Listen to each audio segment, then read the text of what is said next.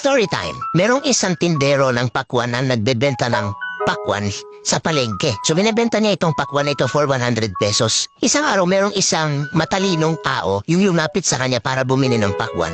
So nakita niya 100 pesos lang naman, so binili niya yung pakwan. Pero doon sa katabi nung sign, nung presyo ng pakwan, napansin niya may nakalagay doon sa kabilang side na medyo maliit.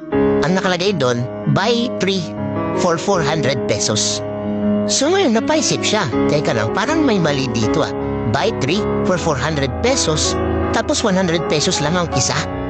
So ang ginawa nitong matalinong tao, dahil matalino siya, ginawa niya, bumili pa siya ng isa pang pakwan. So nagbayad ulit siya ng 100 pesos, nakadalawang pakwan na siya. Tapos sabi niya dun sa tindero, ay, nagbago po yung isip ko, pabili pa ng isa pa.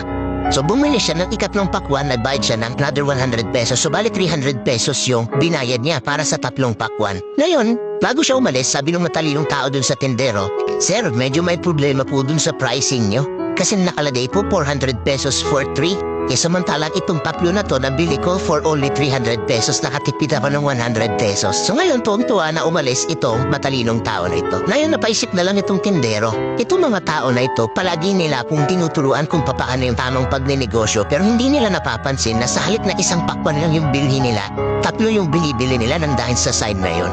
So ano yung moral ng kwento? Daig ng madiskarpe ang matalino. Kahit gaano ka pa katalino, kahit nakapagtapos ka pa ng pag-aaral, kung hindi ka marunong dumiskarte, mahihirapan ka dito sa real world. Kung hindi ka naman nakapagtapos ng pag-aaral, as long as madiskarte ka, kaya mo pa rin umasenso dito sa buhay, dahil marami sa mga kakilala ko na yumaman at umasenso, hindi rin naman nakapagtapos at mga madidiskarte lang talaga sa buhay.